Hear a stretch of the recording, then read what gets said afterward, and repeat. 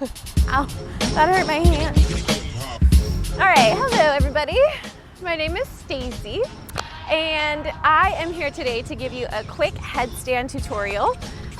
With the couple of years of teaching that I've been doing so far, that's one of my #1 requested questions. And the pose that when I am teaching, if I'm incorporating it into the sequence, it's the most exciting, fun pose that gets a lot of engagement from students, and it also elicits a lot of questions, which makes me excited as a teacher because that tells me someone is really tuning in and focusing on all of the sensations going on in their body in that pose. So I think it really offers a beautiful way for you to really tune in and listen and experience what is going on throughout your body. So when we do a headstand, we really are focusing on making sure we're activating our shoulder strength. And the more practice you do in your workout routines that help strengthen your shoulders, the better you will be at really starting to incorporate headstand into your own practice. So shoulders are really utilized, and so is your pelvic floor, your lower abdominal muscles, and your core. So those are the main muscle groups that we really want to strengthen in our training before we're really ready to settle into a beautiful headstand.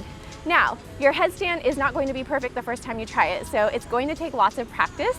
So be kind and gentle to yourself. Practice ahimsa, nonviolence to the body, honoring your edges. Okay, so let's get started, yogis. Namaste. What I'm going to teach you is how to get into headstand, and as you feel comfortable, you might want to practice against a wall or a bed or a couch or something that might catch you if you feel like you're going to flip over.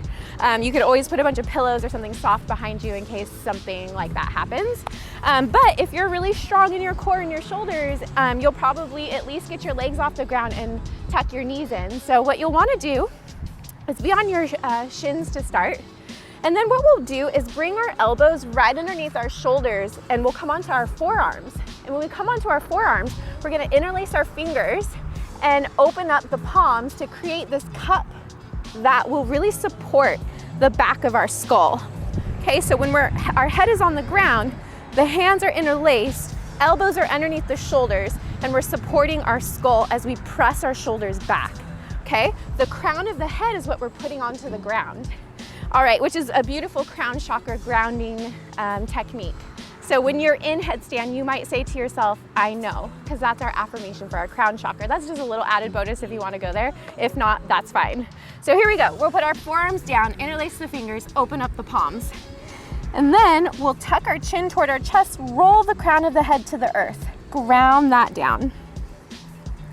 All right, so really start to press the shoulders down against the earth. You don't want this. We don't want scrunching or rolling. We really want as much of an open, long neck as we can have.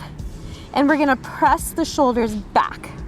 Cup the back of your skull, press your arms down, and start to lift your knees up off of the earth. This might be as far as you go today. Here in this pose, we're gonna start to activate the core and then begin to walk your feet in. And maybe this is as far as you go today.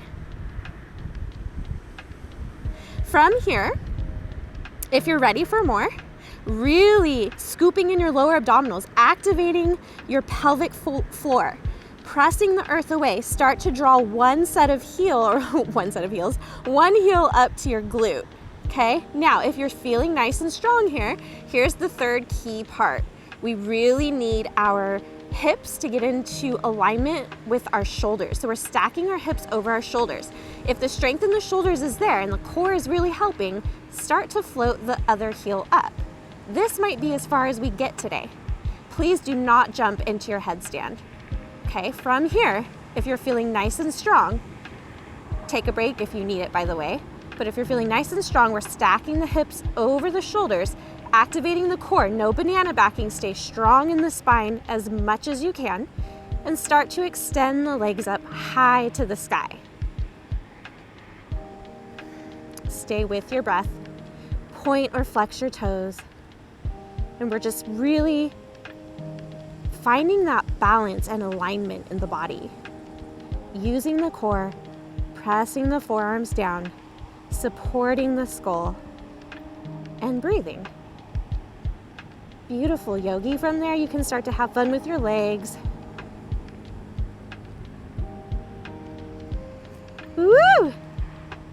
make pretty shapes. I gotta make it even in my body, so here we go.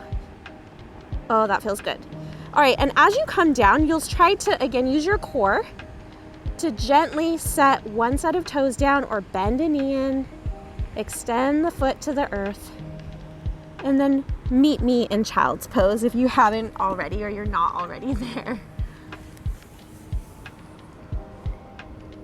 You'll really want to recover in child's pose for, I don't know, a good 10 breaths at least.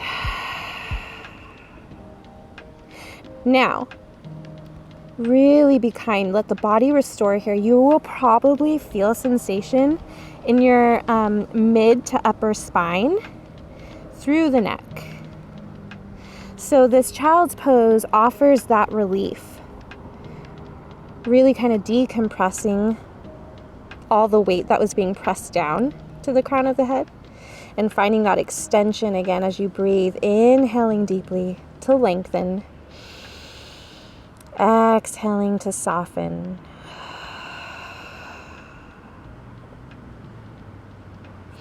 And here with your third eye chakra, the center of your forehead, grounding to the earth, we can come to the affirmation, I see. I see. And that's the affirmation for your sense of intuition. All right, walk your hands back.